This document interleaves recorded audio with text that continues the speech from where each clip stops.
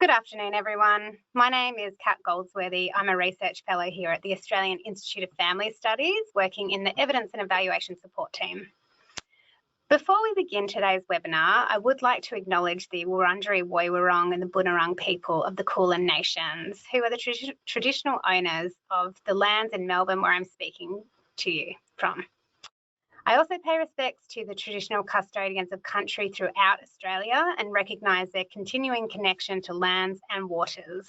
We pay our respects to Aboriginal and Torres Strait Islander cultures and to elders past and present.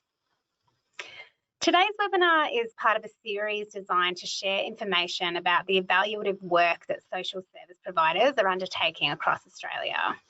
The format is a little bit different to our regular webinar program in that it will be a brief conversation between me and two other guests.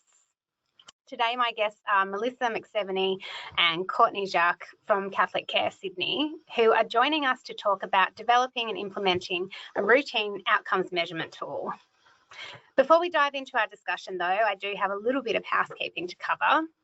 So this webinar is going to be recorded, and that recording will be available in about 2 weeks' time. So if you want access to that recording, you can do so by subscribing to the aifs news. So we'll promote it through that avenue, or you can access it on the aifs website under the webinar banner. There's also going to be a short feedback survey that will open at the end of the webinar, and we really appreciate it if you would take some time to complete that survey because, you know, as evaluators, we really want some feedback about how we're going and whether these webinars are hitting the mark for you. And if there are any areas that we can improve on, we'd love to hear from you. But now we can begin. Let's get into the discussion. Mel and Courtney, welcome. It's really wonderful to have you here. Thank you so much for joining us.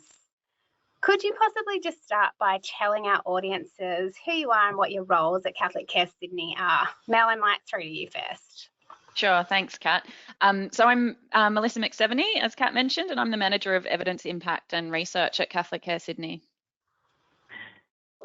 And I am the Practice Manager for our Children's Contact Service, which runs a funded contact service in inner Sydney on Gadigal land. Wonderful. Thank you both.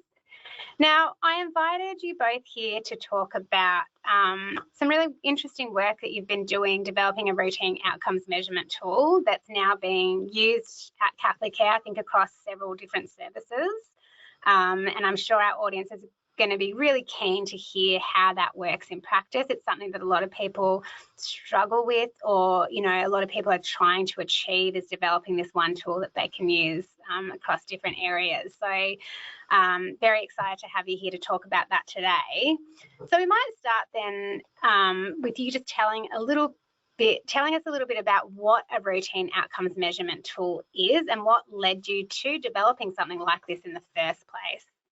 Mel, do you want to start that off?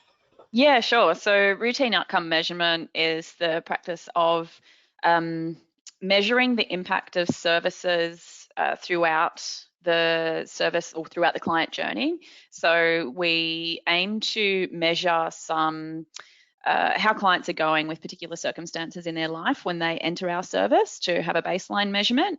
And then because a lot of the family law services that we're talking about today, some can go for quite a few months or even up to a year or more, we look to measure those outcomes again throughout the client journey and then again at exit, and to measure the impact of the service for those clients.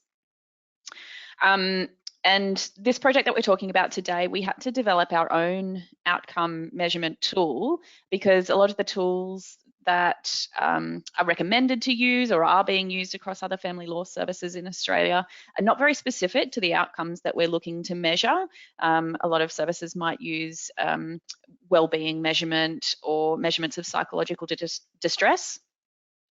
But we really wanted to have a tool that would better reflect the outcomes that we're trying to achieve in these services, like parents and caregivers being able to self-regulate and emotionally regulate, ensure that the needs and best interests of children are being heard and prioritised, and being aware of other intervention and support services available to them. And what kind of services are we talking about here that you would be that this tool is going to be implemented in?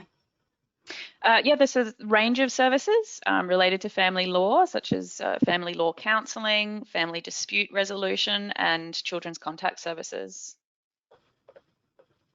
Yeah, so I imagine that, you know, I guess all of the, even though there's probably some commonalities shared across those services, there's always going to be unique features and things that you kind of have to get your heads around when you are developing something that would sort of meet the needs of these various services. And I'm going to kind of ask you about how that collaborative work took place just in a moment. I'm just kind of curious about, you mentioned that, you know, there were a couple of tools that you had used or that were being used that weren't quite hitting the mark, and that was what led to the development of this particular tool. When you were developing it, so you've obviously, I'm assuming that the tools that you were using before, were they validated tools, and that is, and have you incorporated some of that into this kind of more standardized measure that you're using? Or, yeah, what does it look like, I guess, is really my question. Yeah, sure. So we started this process in early 2023, and up until then, the services had been using the SCORE questionnaires that are required by DSS and looking at different circumstances in our clients' lives. Obviously, the SCORE questionnaire has been developed for a really wide range of services, so it wasn't always they weren't particularly meaningful questions for our practitioners and clients, and didn't always support case planning or measuring the particular outcomes that we were looking to achieve. So we started with collaboratively designing program logics with each of the different services, and then looking at the common outcomes between them, as well as the outcomes that were particular to each of them. And when we were designing that program logic, we were looking at contractual requirements and client need, as well as information from practitioners who are working in the service with clients, and research evidence, all those different sources of information. And then when we were looking for validated outcome measures, there wasn't ones that were specific to those outcomes. So we actually looked at a tool that had been put together as a kind of conglomeration of a range of validated tools, and had been tested and evaluated in another service in Victoria. And we read the evaluation report from that to look at feedback from the services, and incorporated the parts that had worked, and then negotiated which kind of items we'd keep, change, or needed to add in from there, again with the services. So really collaboratively designing those routine outcome measurement tools, and the routine outcome measurement strategy as well, looking at when best to implement those tools throughout the client journey, depending on the different services. Courtney, I'm keen to hear your thoughts on this whole thing. You know, you're coming from that the practice, I guess, background and perspective, and what has your involvement been in the development of this tool, and how's it? Yeah, what are your general thoughts, I guess, on it? How's it been? Yeah, so the whole process of developing a routine outcome measurement was a really positive process for our practice managers and also for our team. It was a meaningful process because it started, as Mel mentioned, with the development of program logics for each of our programs, which was a new way of thinking for many of our practitioners, but something that generated a lot of energy for our practitioners, because you know, in the thick of service delivery, we're not always pausing to think about what are we achieving in the short term, medium term, long term, and how are we showing that what we are doing is effective.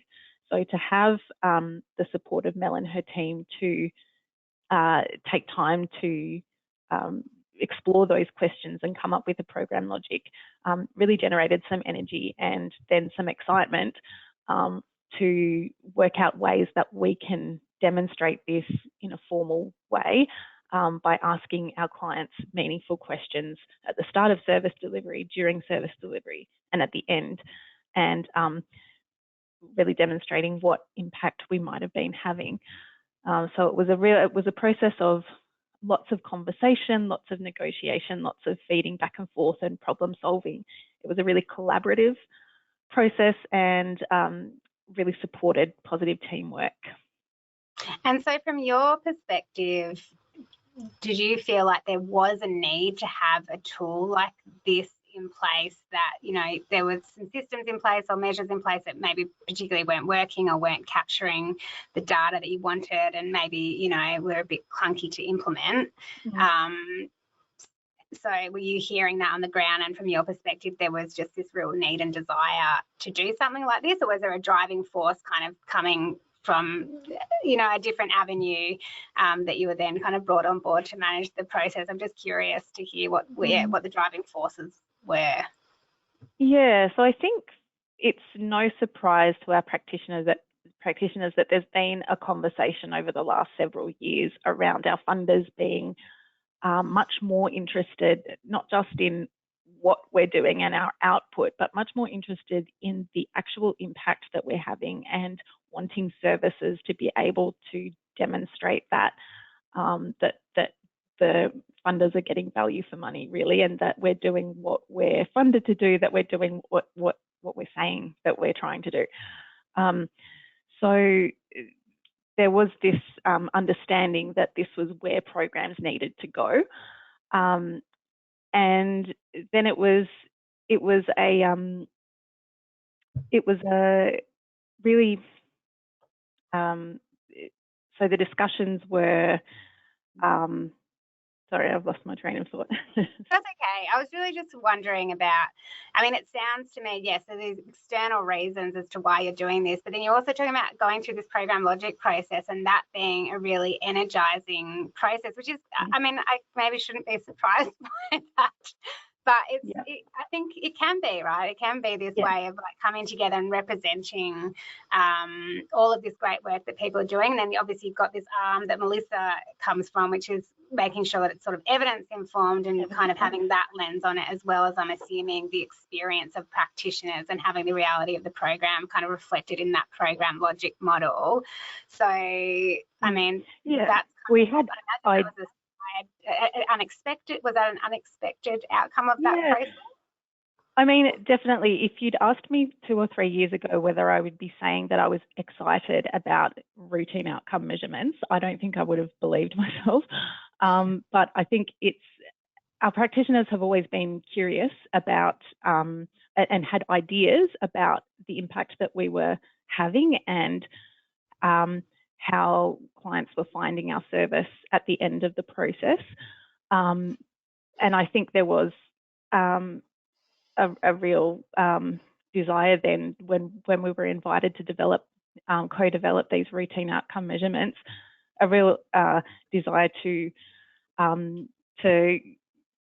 be able to get some real data that we could then lean on to see how clients have experienced our service, and you know, whether we've improved safety, for example, or whether parents are feeling more confident to be able to use communication strategies to reduce conflict, that kind of thing.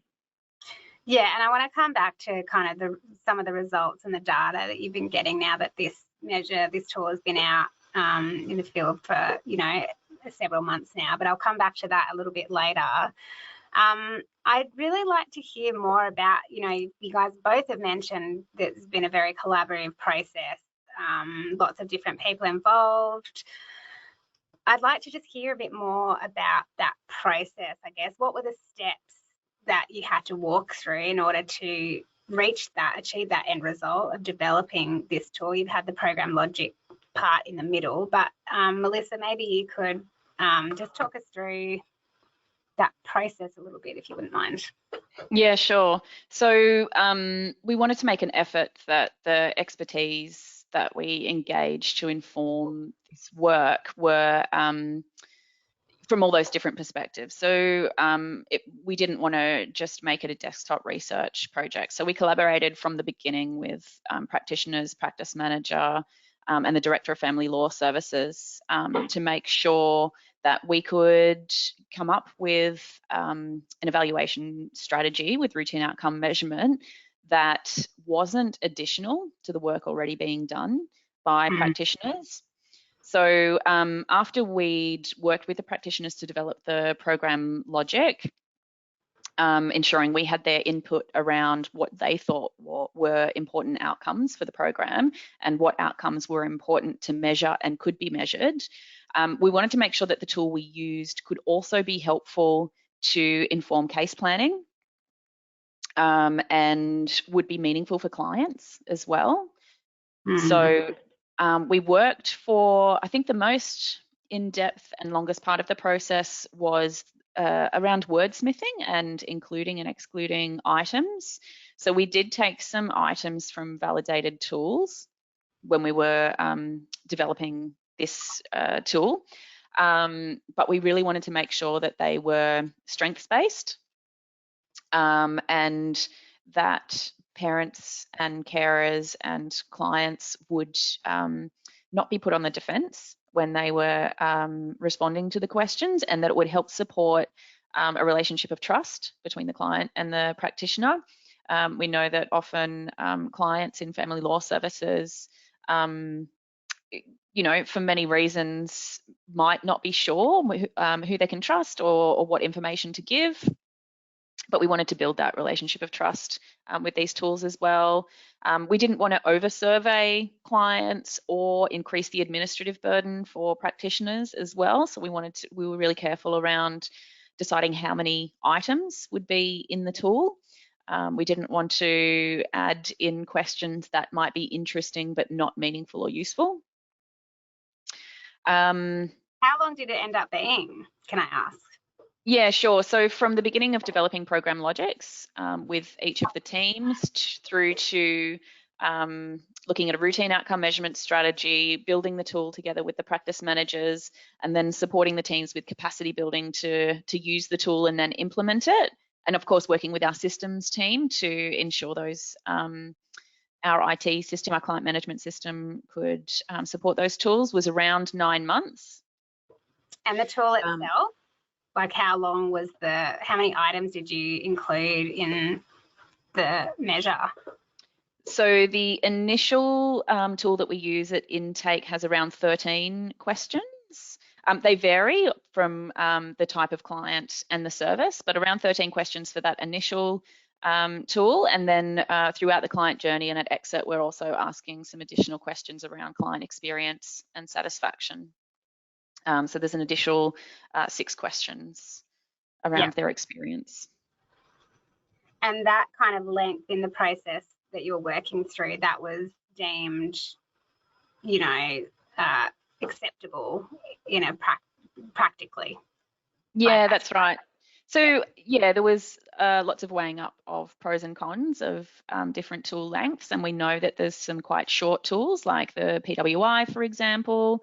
But again, the shorter the tool is, the less specific it is. And then the longer the tool is, the more specific it is, but the more of an administrative burden it is, and the more it impacts the, I guess, the relationship between the practitioner and the client, and impacts how many clients are happy to complete it and things like that. So that was the really, we negotiated, I guess, between an evaluation perspective and a practice perspective, how long the tool should be and which items were most meaningful and should be kept in.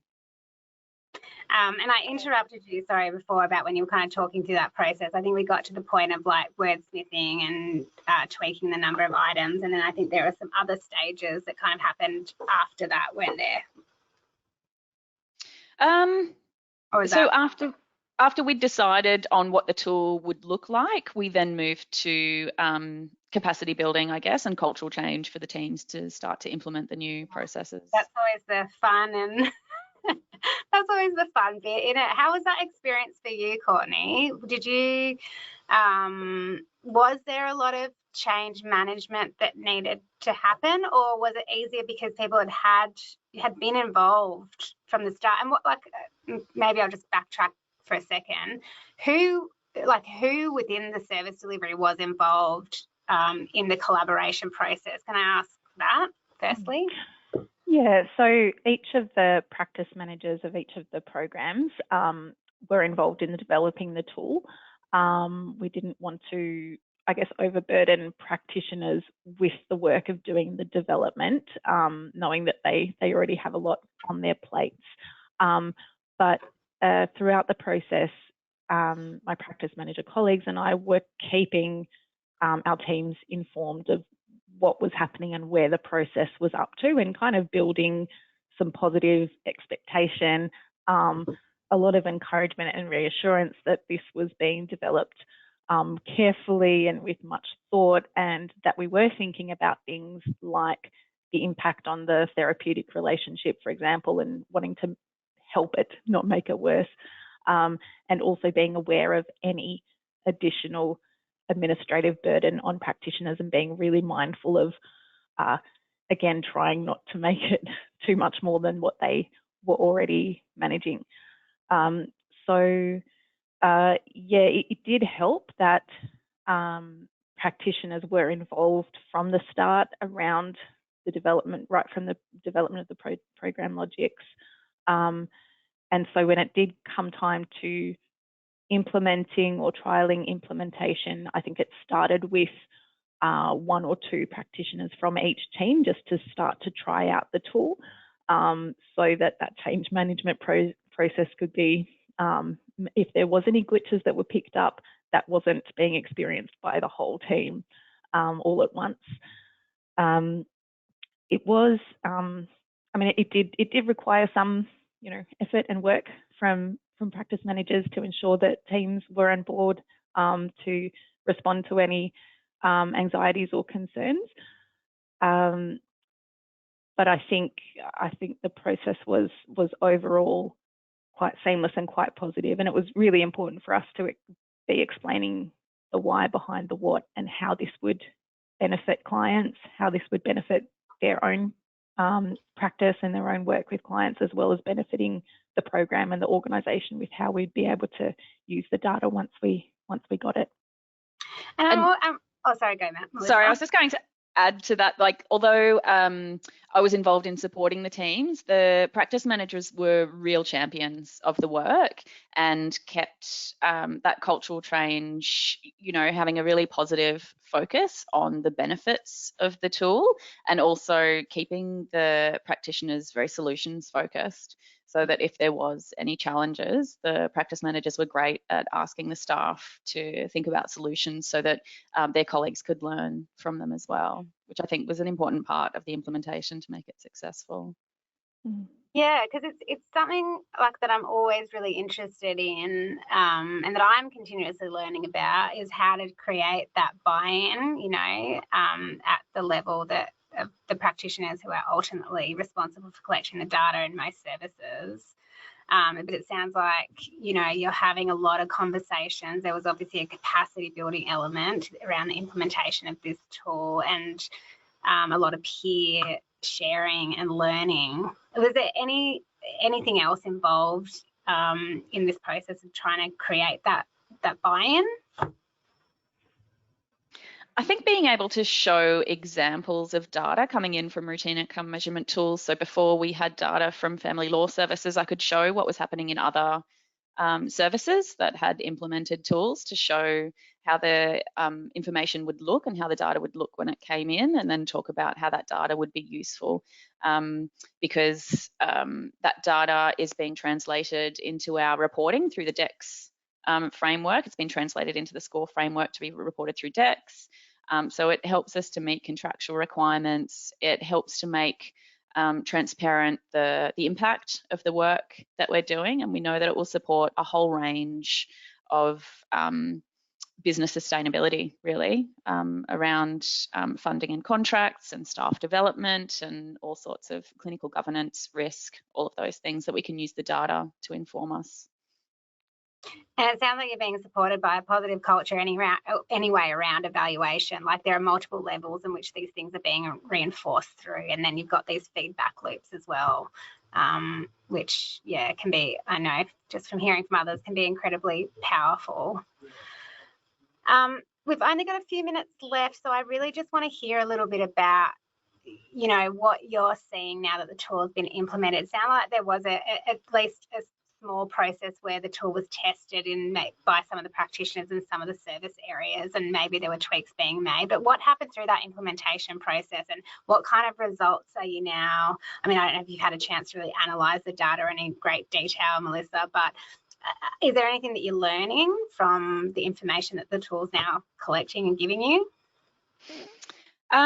So we are still looking at the best ways to analyse the data. Unlike, you know, financial data, for example, that comes in, you can look at the raw data and it's quite indicative of what's happening. Often routine outcome measurement data is it's like a weather vane. It points you in a particular direction, but it often raises questions that need further investigation. So that's what it's pointing to us towards at the moment. We're having a look at the raw data, making sure the tools are being implemented the way that they're meant to be implemented and that the data is coming in correctly, and then looking at questions we might want to ask next, which is obviously very useful when we're looking at ongoing evaluation for the service. Yeah. And Courtney, how's it been from your perspective, the implementation side of things? Has it been smooth? Have you learned anything through that process? How's it going? Yeah, so the feedback from practitioners so far is generally positive, and it seems like clients are engaging positively with the tool and agreeing to fill out the forms and finding it meaningful, which is helpful. I mean, it's an ongoing process and ongoing tweaking, you know, things still to be done. You know, even this week we're getting some feedback from some practitioners that certain clients because of their circumstances, may not be finding some of the questions relevant to them, so they're struggling to answer. So that's literally a conversation we're having this week and next week around what to do with that, and kind of working out how widespread that issue might be and what some possible solutions are. It's been but overall it's been a really useful and positive process, and even though it was, you know, quite a bit of work to get it built and get it started. You know, that is not insignificant, is it? But you're obviously trying to implement something that can be easily used and that's going to give you meaningful data about your services, which is, you know, a really great initiative. And it sounds like there's potential for that to kind of be refined as you go, because, you know, you've got this obviously great evaluation unit at Catholic Care Sydney, which you can work together on and refine as you go. And there's now great partnerships that have been established.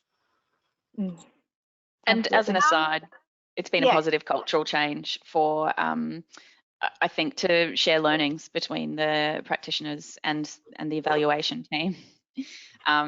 We've been able to share the importance of an outcomes focus, and the evaluation team has been able to learn a lot more about the details of the service and the outcomes being achieved, and the relationships between the clients and the practitioners.